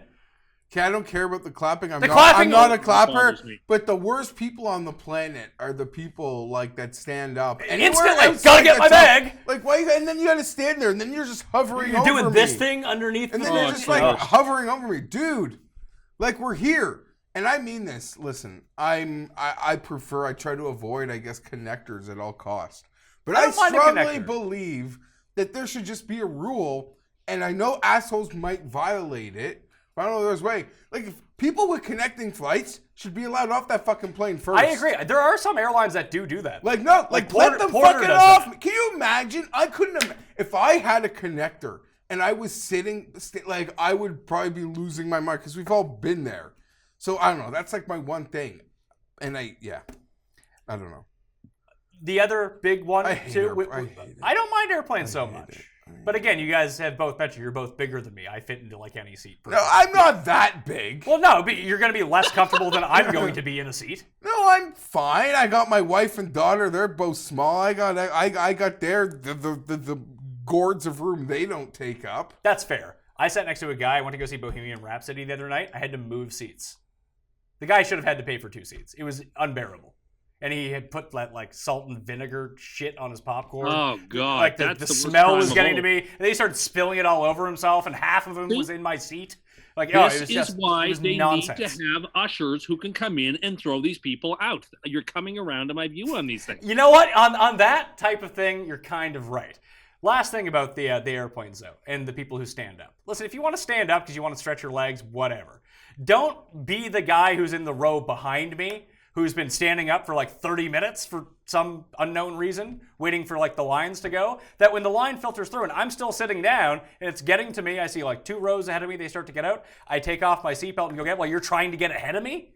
Like, no, I've had the good sense to sit here the entire time because I'm not a fucking moron. You can fucking curb it, pal. Like, just...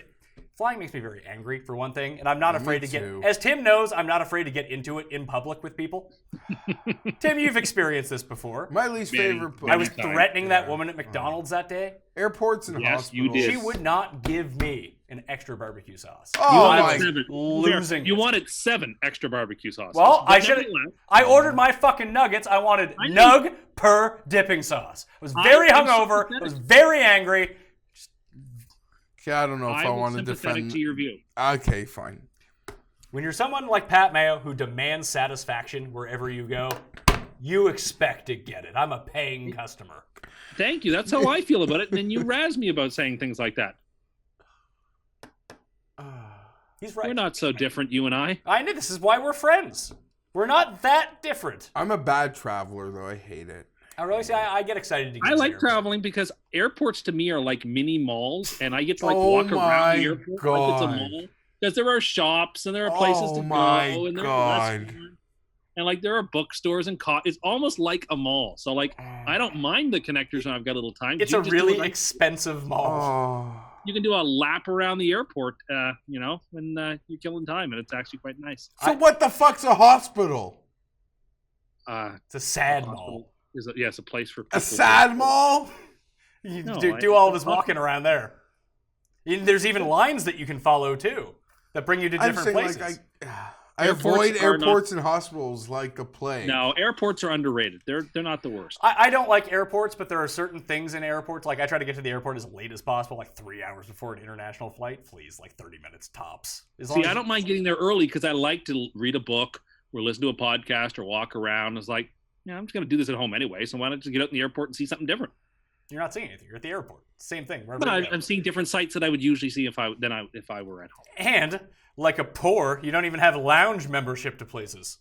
Oh, yes, you're right. We're going to hold a benefit in my honor when we're up there so I can get lounge. I don't want lounge members. I mean, really? What about when we were what about when we were at Super Bowl and we used my lounge access to do what, Tim? That was very nice, and I enjoyed that lounge. But I'm not saying now imagine you walk into any airport and you can go play a golf simulator as you wait for your you get your food, you get your unlimited drinks, your golf simulators. Doesn't that sound worth the $33? Well, but again, this is why you're an urbane elite, and I am a man of the people and for the people. I am just someone who is so excellent at traveling that I have it all figured out. All figured out. You know who never gets harassed going through the stuff? Me. I have everything taken out of my pockets. Everything I'm supposed to be able to take out of my bags, I have taken out. If I have liquid, it's already in a bag because I don't want to be hassled going through security. I don't get, there's the amount of people that don't take their laptops out of bags. Like, oh, forgot it was in there. Like, you've traveled before. That has to be a thing. Yet you forget to take your laptop out of your bag and now you're causing everything to back up. Just have a bit of fucking common sense at the airport. Everything would work much better. I'm with you. I'm with you on just about everything you've said. Except for you should never recline your chair on an airplane. Oh, no, you must recline your chair. That's no. You want to. No. I paid for the chair. The chair reclines. I'm going to recline if I want to. You shouldn't recline your chair. That works against the best interest of everybody. I paid good money for that seat. If I want to recline, I'm going to recline. You shouldn't do it. I have no ethical obligation to anybody else when it comes to reclining. Because they can recline back too. It'd be different if they couldn't recline, but if they can recline back in the same way. It sucks for If everyone. you don't want me to recline my chair, it sucks for it's a human centipede of sucking all the way down. If everyone is tilting back, if everyone wants to be fake Fat Joe and lean back just a little bit, it's not going to be any good. Why don't you work on your posture for 3 hours? Why don't they go ahead and disable the reclining function on my chair then? That's absolutely coming. And that's fine though. Great. Then as long as the function is there, I shall use it. And I actually, again, I don't care if you use it or don't use it, but the sort of like preening, finger wagging nonsense, like you shouldn't recline your chair. You shouldn't. You get triggered if people bring food from off the plane onto the plane. That bothers me. That bothers him too.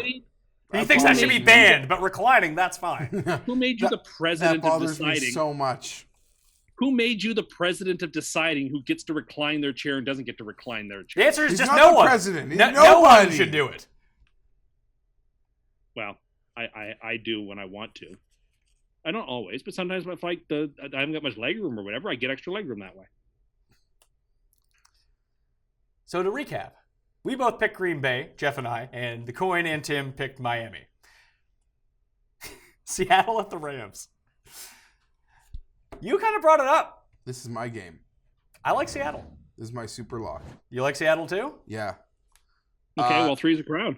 It's a lot of points here, Pat. The Rams haven't covered for a long time. Is this a spot where the Rams, they did the minimum to keep winning every single week, and now that they've lost, the pressure's off, they can go back to just running up the score on people? No, I don't think they want to. No, I think this is just going to be a tight game. Russell Wilson getting these sorts of points. He's never lost against the spread.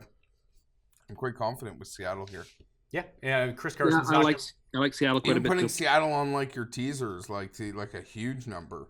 I wouldn't want to tease the other way against the Rams, just because I know they can score so many points that would worry me a little bit. Like, the path to Seattle covering is the same way they covered earlier. There's this no. year. Just run. I know they don't have Chris Carson, but Mike Davis is just. They're Chris better Carson. than the Packers. Yeah, that's true. They'll be able to hold enough serves, just like the Packers did. And they might even generate a turnover or two, because Seattle's crafty like that. And they can actually run the ball. And I think Russell Wilson can make the plays. The same plays that Rodgers made versus them. It's fair. I really like this. You could already write it in. This would be my super lock. This is your super lock? It's 10 points. I like it a lot. Are you worried that I pick Seattle, Tim picks Seattle, you pick Seattle, and the coin picks Seattle? No, didn't we all pick Green Bay a couple weeks ago too? Or No, maybe you- I believe I had the Rams like an idiot. That was a fade the public game for me. That was another one where the public won big. Sunday night game. You want to talk super locks? This is my super lock. -6.5. Philly is at home. 43 is the over-under. Here's a fun fact about Dallas. They're not any good. 6.5's not big enough for the Eagles. Coming off a bye, getting healthy, getting the ability to incorporate Golden Tate on that bye week, I think is big. Darren Sproles is back for them in the backfield. That gives them another dimension on offense. Philly's going to start looking like terrifying Philly in November, in December. And when we get to the NFC playoffs, you're going to have the Rams, you're going to have the Saints, Carolina's going to be in the mix as well. And then you're going to be like, man, Philly's good. And watch out for Philly. It begins now. Also, Dallas sucks. Philly in a rout. Yeah, I'm excited to piggyback you on this one, Pat, and I'll tell you why. I think for starters, this is a bad break for Dallas that this game's in prime time. And no Sean Lee. That's an even worse break. And a short week. The there's two things I want to talk about, but I'll say this first. They're playing the wrong team at the wrong time because it's going in the wrong direction for Dallas, and they're playing a cocky AF head coach. And nothing outside of winning that Super Bowl will make this Eagles nation, or whatever they call themselves, the crazies, happier than jugular stomping these Cowboys at this moment in time. I think this line should be like over a touchdown, maybe 8.5. The worry is that Dallas plays so slow. They are so stupid. Thank you, Dallas. Not only was Tennessee my super lock, Tim will tell you I got lucky. He's crazy. I do think. Let me finish. I was also playing Zeke in fantasy, and only bejesus was I worried. He had 96 yards at the half. And did the Tennessee Titans neutralize Zeke Elliott in the second half? No. The Dallas Cowboys neutralized him 4 touches. by not giving him the ball. Tennessee didn't stop Zeke. The Cowboys stopped him. They're psychopaths. Well, you got to force the ball to Amari Cooper, Geoff. Because he's so good. And it's he's easy, first round the pick short good. week, like to pick on Dallas. Like, before I saw the schedule, I was kind of watching the game on Monday, being like, Dallas can run the ball. Like maybe next week, everyone's seeing them is now hating them. But I saw it was Philly. I saw it was prime time. I know Doug Peterson is going to want to. How about same way I wish Anthony Lynn would want to throat stomp Gruden when they're down in the dumps. But he'll find a way to do something stupid that the game flow might be closer to how you suspect it would be. like a dreaded rival who things are going poorly. I want to like kill them. Yeah, like the Chargers killed the Raiders for like 10 straight years when LT was there. Just curb stomp them every Marty, single because time. Marty made such a big deal about Raider Week. Lynn gave us Monday off on Raider Week. He can give him Saturday off too if he wants. Maybe, but where were we? I just think it's unfortunate for Dallas that they're playing this team at night on the road. They're playing on a short week in prime time, coming off a prime time game, playing a team that's been on bye. I wish if Dallas was playing a team that I perceived overrated, I could be tempted that like everyone saw them and they sucked, and now everyone will think they're sucked. They're playing the wrong team in the wrong game slot in the wrong city. I got a nice Eagles plus one. I gave it out on the show last week. Eagles plus 175 to win the East. Bet it last week. Well, those Redskin injuries. I believe it's down to like. We all loved it. I mean, I said last week too. I absolutely adored that. Yeah, like it seemed like a really bizarre line that was up there. Like, Tim, I'll ask you this: who has the superior quarterback in this game? Philadelphia. Who has the superior coach in this game? Philadelphia. Who has the superior rest in this game? The superior rest? I mean, obviously Philly's coming off a bye. So Philadelphia has it right there. What does Dallas, minus Sean Lee, what does Dallas do better here? Like, is their defense even better? They run the ball, and they play good defense. But can they play that good a defense here? No, I'm going to pick the Eagles, but with only the slightest bit of confidence. I have a deep feeling that everyone in the world will be chasing after a bad week on Sunday when the books get right and getting down on the Eagles. And Dallas is just in a divisional game. They could take this to OT. This could be a field goal game and they lose. The Eagles have not been dominant at home this year. They've struggled against several teams at home this year. They just haven't been. They've been bad this year and they're 4-4. They have. And so I think they're going to win and cover, but I am not confident about it. I think Dallas is very live in this game. I think it's a classic spot where the world is giving up on Dallas and they can come right back and play good defense. That is run my the ball, fear. own the clock. Sure, it's my fear too, but I trust that the Eagles have to get this right soon. And I agree with you. I think they've the been Eagles given could win the Super Bowl. So do I, and they've been given 2 months of who cares, and they've come out of it fine. But am I also like? But like you got to think too, like you'd think this line would go up to like -7, -7.5, but it won't because there's so many idiots out there be like, Dallas is awesome, America's team. Let's bet Dallas. Like that's a real part of the population. It may get there Sunday evening as the world comes in on Philadelphia. Oh, I bet you this shrinks. If this doesn't go up to 7 before Sunday, the money starts flowing in on Dallas. I guarantee. Do you agree? I disagree. That it's worse for Dallas that it's Sunday night football. Yeah, more people. Like, do you buy into that? No, I mean I don't buy not into really. it that it's in prime time. I mean, There's if no anything, team that's that's extra more used to rest. playing. There's no team that's more used to playing. No, but prime I time. just mean like it takes away any like it just makes me more confident Philly comes in prepared to whip whoever they're playing's ass.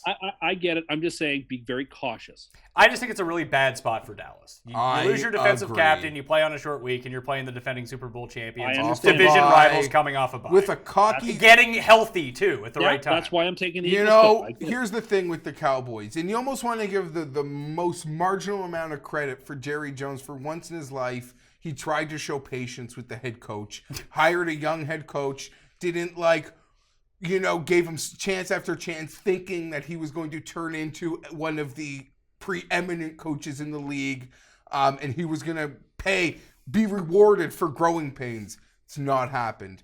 Garrett's not going anywhere. He will be their head coach next season. I'm confident of that. I'm kind of with Tim.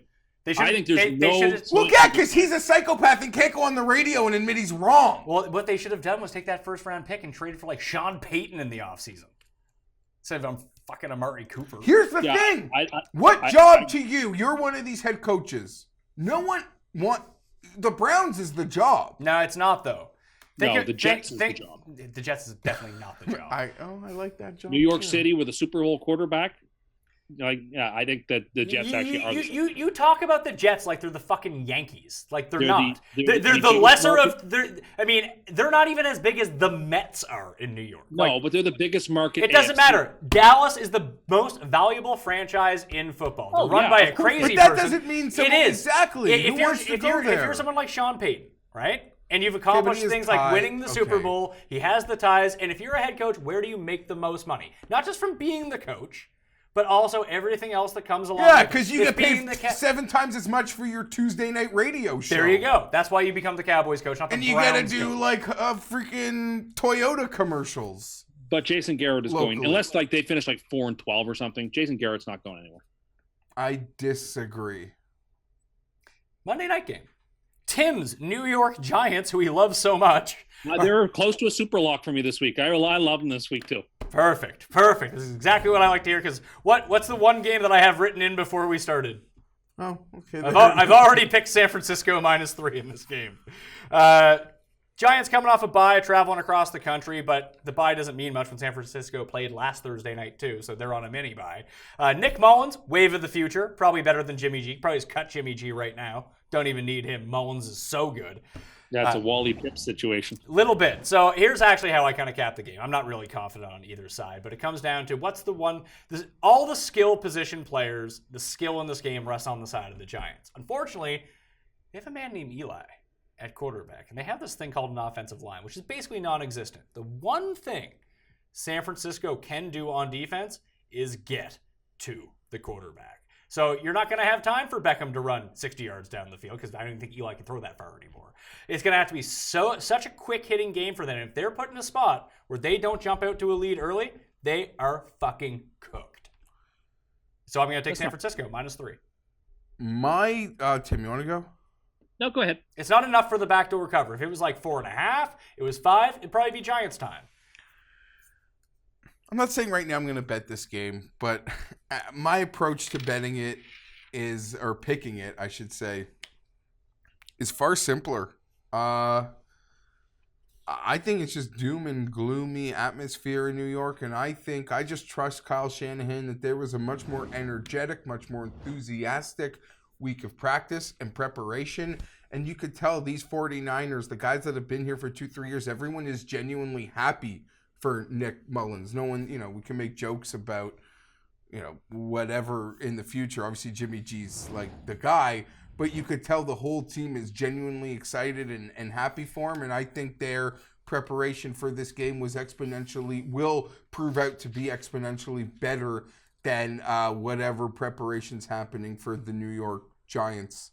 I mean, the Giants have a path to you're taking San Francisco? Yeah. The Giants have a path to beating down San Francisco potentially. Like, just if they can't tackle Barkley, it's game over. Yeah, and and like he just goes there's crazy. fun fantasy players that could all score, and it's like 27-10 Giants, Yeah, and they look cool for once. Tim, I know you're taking the Giants, but let me ask you this. The line is -3 San Francisco.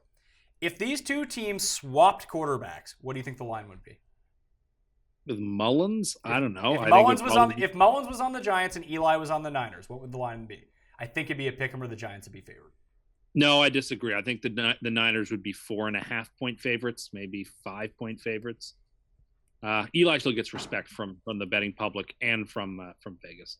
I don't think he does. I don't think it. I think it's the guys around him that people assume like, oh, Barkley will score a touchdown and Beckham will score. I just look at this game and go like, And the The big thing Niners have but nobody. hold on, but the big thing that we know about points and how this stuff works is that those guys don't actually mean anything towards the point spread. The quarterback means everything. yeah, but perception matters too when it comes to like what do you think it would have been. Perception does matter. Like if Barkley got hurt, that would actually shave this line by a reasonable number. He's one of the very few players on one of the very few teams where it would make a decisive difference. Sure, in terms of how the line would actually turn out, but in terms of Yes. what those players actually bring to what the line should be, they actually Sure, don't that's matter. a separate question. Sure. But I'm just saying, I think the perception on Eli is so flipped that I think people think that Mullins is way better than Eli, and you know what? They're not wrong. I don't even know how good Mullins is. I can guarantee you he's better than Eli. I mean, I think this is Eli's last Monday night game ever. I think looking at it, all the stars are on the Giants. They must The have more Giants- primetime games, no? I mean, what about I when don't know, Eli but- What about when Eli's starting for the Giants next year? Because that's I happening. believe this is the Oh. last Monday nighter. We really think I don't Oh, think of course. You think that Eli? They won't get rid of Eli. Eli is playing on his own timeline. So if he wants to play, he'll be the Giants quarterback next year. Watch it. Watch it Well, happen. maybe you may be right. You may be proved right. I just think the skilled players are all on the Giants. These are two bad teams. When in doubt, with two bad teams, you give me points with the slightly more this talented guy team. disrespects Greg Kittle like that. I'm going to take the Giants. I just think people saw the Niners on Thursday night and got super hyped about them, and the Raiders just play dead. The Giants may play dead too, but I just think the Giants have a significantly more skill than Oakland does. I think the Giants are better than their record, and I think the Giants take care of business. If you hadn't picked the Raiders and Giants every week this season, how many games ahead of me do you think you would be? Well, if I'm up by 10 now, yeah, I'd probably be up by like 17 or 18. Just keep going back to that Giants well. I know. I can't help it. I just think this team has got more talent, and they should be playing better than they are. All right. That'll do it on the Pat Mayo Experience. Let's recap SUPERLOCKS of the week. I think we made ours pretty clear here. I am taking Philadelphia, -6.5. Geoff is taking Seattle, +10. Tim, who are you taking? Oh, I'm so very torn here. Which way to play this? The Jags are in the hunt. The Giants are in the hunt, and the Bengals are in the hunt. And I don't know which way to play. I'll take Jacksonville +3. That's the way I'll play it. Okay, and can you recap your free money 6-point teaser for us, please? Yes, sure. So we're going to tease down the Patriots, the Eagles, the Chargers, the Bears, the Falcons, and the Jaguars. Bet a farm wins 6 farms. This only pays 6-1? Pays 6-1. You're not even getting back all the money you've lost this year on this one. I thought we can't do it. Rome was not built in a day, and the debt is not going to be won back, against the super locks in one teaser. But we have to play scorched earth now if we want to catch up. You're just better off betting Buffalo money line.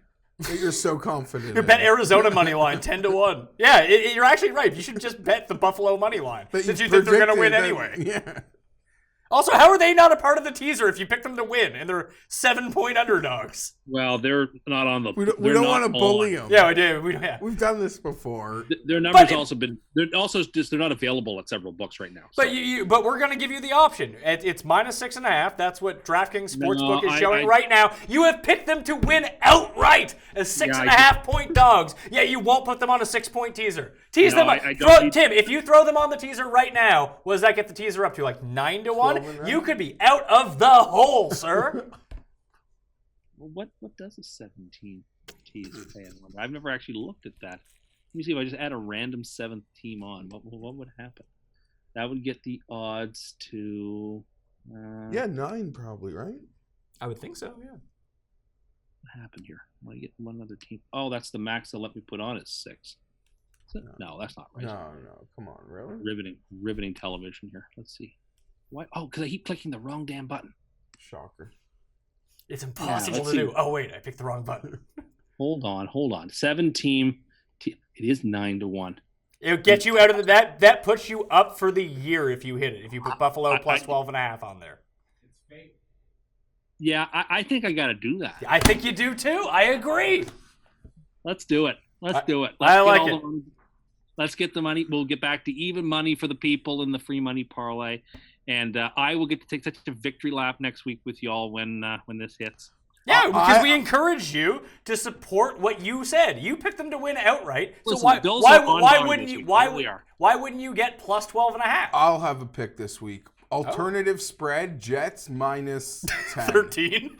10. Is that going to be your official? That's an official super prop. -10 alternative spread? Alternative spread, which you can find on, I don't know the exact numbers, but there's books that do that sort of thing. I think if you're playing some sort of like upset. Josh McCown's going to upchuck this thing. Oh yeah, he's going to be great. Gonna be fine. And then they're going to cause a quarterback controversy because like on one hand you're like Josh McCown's really good and he looks like Guile from Street Fighter, and then you have Sanchez on the other side who can only throw to the other fucking team. Jets haven't had bye, have they? Yeah, when did the Jets? We have bye next week. Yeah, so McGowan will play great and it'll be fine. I think if I was going crazy, I would bet that Tennessee money line plus 265. But I like Philly to cover the 6.5 better. So that's me. I'm Pat Mayo. You can follow me on the Twitters at the PME. You can follow Geoff at GFienberg17, and of course, you can always follow on the Twitter machine. And don't forget, he'll be in studio on Sunday, so you got to tune into that live 10 a.m. Eastern time. It is a Tim and the Cust! Tim and Cust. That is not my name. But I sung it like opera! I know that you're very, very alto. I feel like you would actually know the different octaves, wouldn't you? Yeah, the altos and sopranos and that kind of stuff. And You're, baritones. you're a big opera guy, aren't you? Well, I watch a lot of Jeopardy, you see. You do, but I feel like you knew about the opera, and that made you good at Jeopardy. Sure. I don't think you learned about the opera from Jeopardy. No, well, no, of course not. But yeah, I get a lot of chance to muscle memory to remember it by watching Jeopardy. All right, you can. Opera's great. Opera's what? Opera's great. Well, you should It's about being cultured. You should go more. I should go. They all dress like the Monopoly Man, and you're all in on that. Wouldn't you say opera's elitist? As he should, but he likes it, so it's not. But but when he likes it, it's the people's music. It's a finer thing without being like terribly elite. That's the way I look at it. It's a pretty elite thing, Tim. When Frasier wants to go have fun, what does he do? Exactly.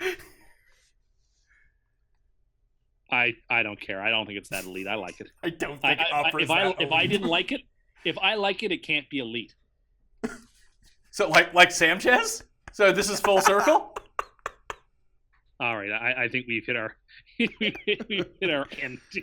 Oh no, I'm bringing this full circle. So if you like it, it can't be elite. Sanchez can't be elite. Boom. Problem solved. Well played. Problem solved. Got to the core of that one, my friend. Pat Mayo, you can follow me at @ThePME on Twitter if you want to hit the cheat sheet, hit the description. All the other shows are up there. And please, we're closing in on 10 million. Believe it or not. Downloads and audio listens for the year. If you just watch this on YouTube, please go subscribe to that, download it, even if you don't listen. And then you can go download it again. That counts as 2. It'd be amazing if we got to 10 million downloads for 1 year of the Pat Mayo Experience. What are you laughing about, you maniac?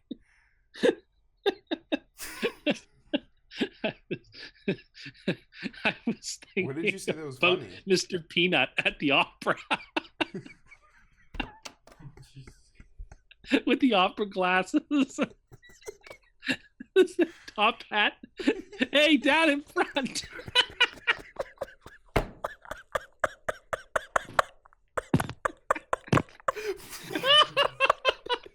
He's lost it. You completely fucking lost it.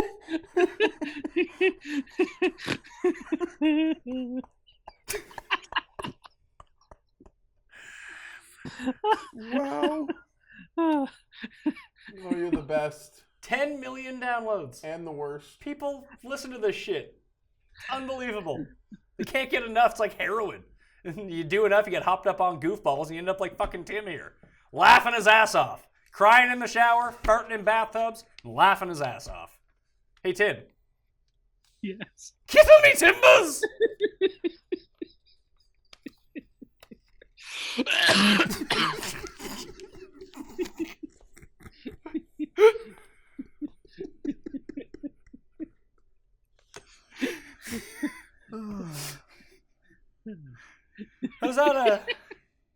How's that sick cough coming for you? Just a cough. People cough. Whew. Man, that was funny. I haven't laughed like that in a while. Are you gonna consider that a workout for the day? Yes. I'm Pat Mayo. I'll see you next time.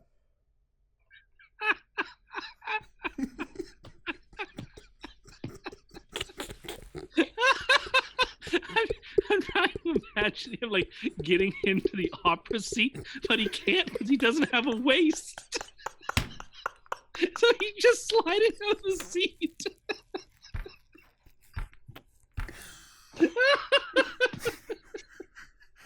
I know him. Oh, Does it shock you that he doesn't do drugs? oh God. He's still going.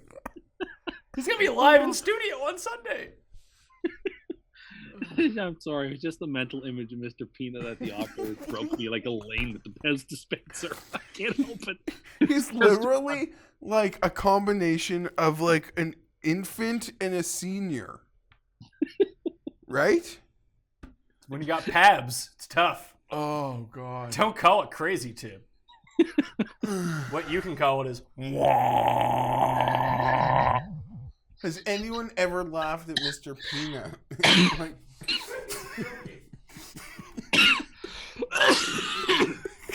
Somebody burp him. Watch out! Mr. Peanut went down the wrong tube for him. He got cracked off halfway. I don't even know why I thought Did you mention Mr. Peanut like in opera gear? No. Do you think this is why people question your sanity? Or maybe you said the Monopoly Man, not Mr. Peanut. I did say the Monopoly Man. I'll say when you said that, I thought of the Planters Peanut guy, and then imagined him walking around. How dare you throw such shade at rich Uncle Pennybags? Well, he also has what What's his first? If you know A so much monocle, about him, basically. what's his first name? What's his first name? Charles No, Milburn. Milburn Pennybags? Yes, I do- You're pure Baltic Avenue. I feel. Where I am clearly Tennessee Avenue, or St. James Place. I feel like Baltic Avenue is the property of the people, Tim. Now, I think that actually the property of people is the orange property because it's landed on the most. It's the most popular. That makes it the property of the people. Now, yeah, the people just in general are kind of low, so maybe they're not Baltic or Mediterranean. Maybe they're like Oriental. Or the utilities. You are sort of a utility. You could be the waterworks, most definitely. The utilities are such a scam. If there was one, but I actually think that like if you had one monopoly property to describe you, what do you think it would be? I would give you waterworks or luxury tax. Free parking? I mean, you wish you were free parking. This teaser is not going to turn out well for you, by the way. We'll see about that. How great is it going to be when Buffalo screws you? Well, I can yell at you in person for bullying me into taking it. Yeah, listen, we don't force you to do anything. You're just very... No, nobody compels me. You're very susceptible to suggestion. I like to think I'm pretty impervious to it. Yeah, you know what? I would say that that is results-based analysis. If people go and watch all the shows, they would also come to that same sane conclusion. Wow. That's the loudest and hardest I've laughed in quite a while. I don't know why that was funny, but it was. Farting in bathtubs and Mr. Peanut at the opera, making you laugh. You know, like just imagine, right, wearing like the full tuxedo with the big top hat, like obscuring people's views, and he can't get in the seat because he doesn't have a waist, and it just would be a very unfortunate experience for him. It's not a commercial. He's just making this up in his head. This is just what he's imagining what would happen with Mr. Peanut at the opera. This isn't like a thing. It's weirder then. Of course it's weird. I thought he was just laughing at an old commercial, but I had no idea. Mayo experience! Experience!